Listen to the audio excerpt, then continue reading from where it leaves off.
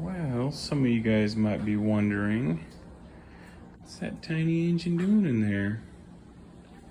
Something I've been working on for about 4 years now, off and on. It's been, I guess you could say, a labor of love. Let me show you what we got going on. I started this about 4 years ago, but I had one kid then, and I've had 3 more kids since then. So let me show you what we got going on here. I got one kid in my arm, matter of fact, so I'll put the phone down and pull the lid off.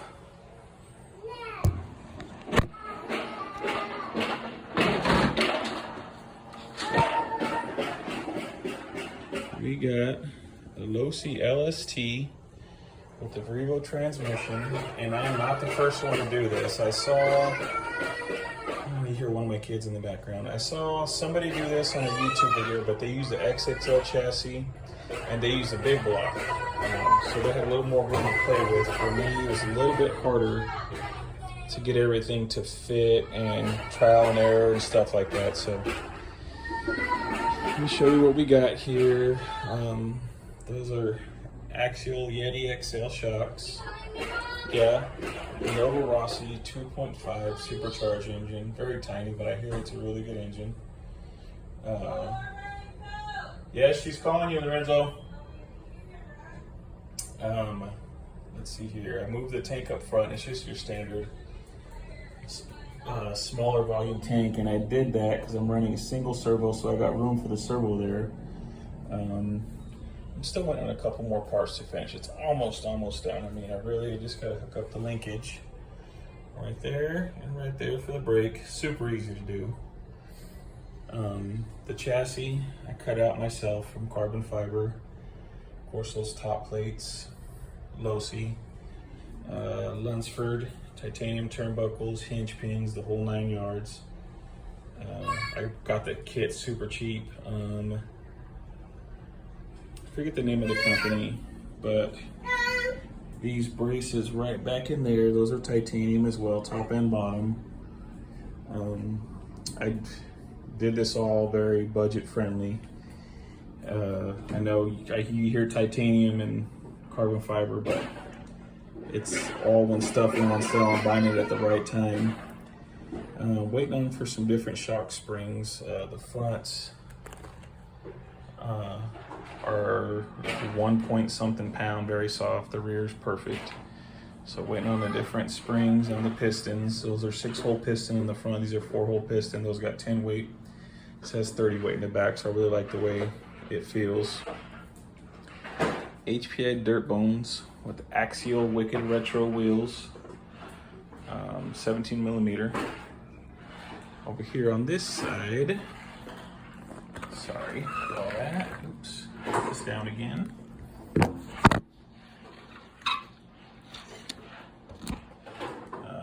HPI small block header right there, and that is a Losi 3.4 tune pipe. The only thing I don't like about that, it's a left-hand pipe, but I'm waiting on HPI Bullet 3.0 pipe, which is a right-hand pipe, and it's a little bit smaller pipe, so it'll fit in a little bit better. I will be mounting the receiver right there, just with some double-sided tape. And the receiver pack, I was gonna mount it right there, and I probably will for now, just to test everything, because I still may make a few changes. One other change I'm gonna make is I still gotta make a brace that goes all the way around that out of carbon fiber to hang on to. You can see it's got plastic pieces. Those are mock-up pieces just to hang on to that.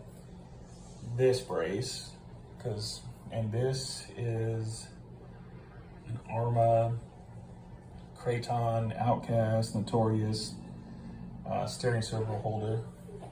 I thought it'd be perfect for the build, which it is. Let me flip this thing over.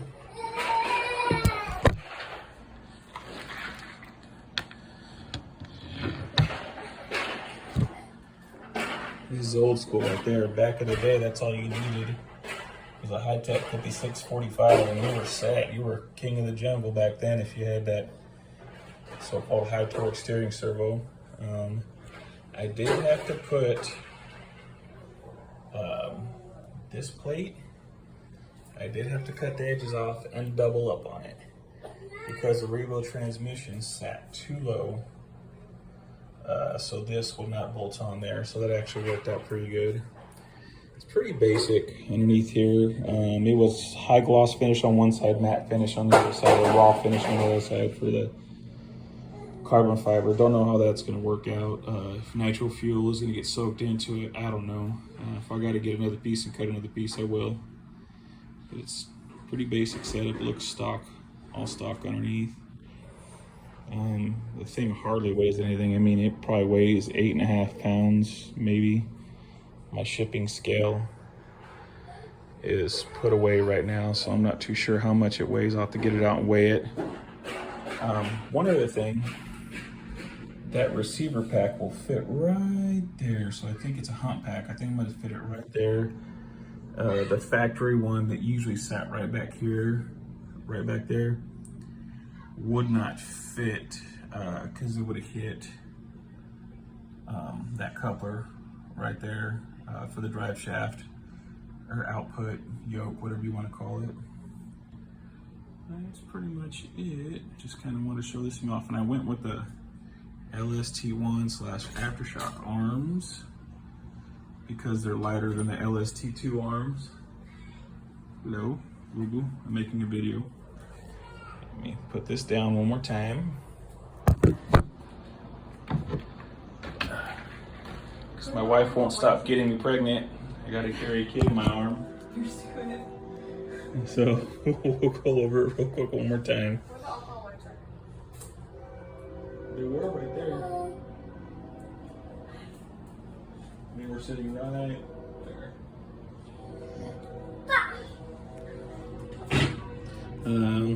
HPA, Savage, air cleaner, air breather.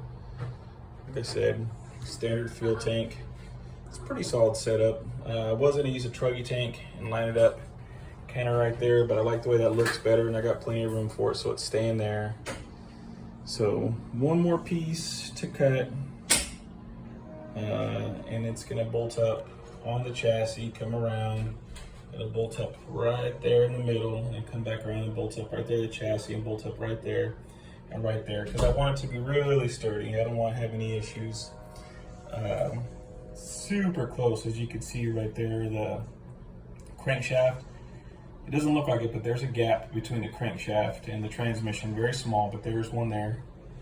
I actually had to flip, that's what I was worried about, the mesh. I was gonna use a T-Max transmission, but the T-Max transmission sat too high. I wanted to set everything low as possible and make it handle good.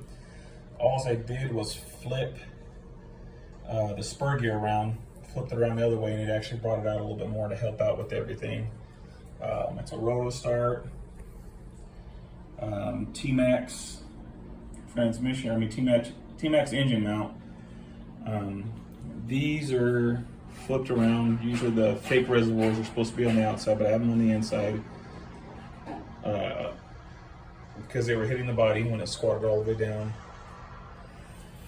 And that's pretty much it. Like I said, it's very light. It's going to handle well. I used to have a Losi LST with a 3.4 engine, but I had the regular LST transmission and everything. It all sat sideways.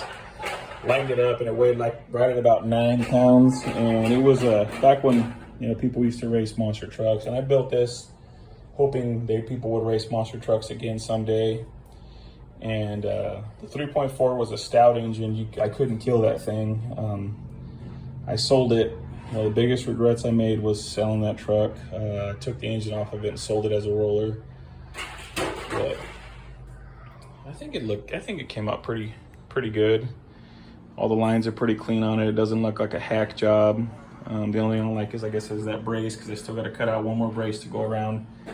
It'll look pretty sweet when I'm done. Was looking for some truggy shocks to go on there, like some Techno or something like that, but man, they're freaking expensive. I think I got these for like 40 bucks, like 2 years ago. And they seem like they're gonna do the job just well. 78 Chevy body from Proline, I believe it's a 78, just basic red, plasti dip the bed. I'm gonna add some more stickers to it. I think it looks good, nice retro look. Put it down there. Don't ever have to worry about the engine head getting scratched up, even with the body off, because it sits below the post. That 3.4 LST I had, it would spank the Revos like crazy. It would spank them. I remember at one point, they saw me carrying an LST and they said small blocks only, and I popped off the lid, and so they're surprised there was a small block sitting in it.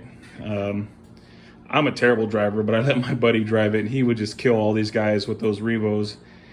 And I think that last build was only like about a $400 build, super cheap to build. I don't know how much I got in this one, but I actually am thinking about getting the Novarossi header, putting it back over there, the T-Max header, and just running a stock plastic T-Max pipe just to see what it'll do with it. I like the way those sounds. They're not loud, they just have a nice kind of buzz to them, I guess you could say. There's a front view from it. It's kind of stock looking. I mean, nothing too crazy. I can't wait to get this engine broken in, hopefully this weekend. Get it ran. I don't have a fuel filter here with me, or else I'd try to break it in today. One of my other favorite trucks right there. I know everyone bashes on Traxxas, but that Summit's a do-it-all truck. Not do it all well, but just do it all. Could be. I wish it was faster, but at the same time, if I want fast, I'll do this. Not sure what the top speed's going to be. I just have the standard ratio gears in there. I know the LST diffs gear it down some, so I may end up putting wide ratio gears in the transmission, only because I can't change the spur and I can't change the clutch bell because it's just set where it's at. By the way, I bolted everything down. I don't want to mess with that. But there she is. Any questions, feel free to ask.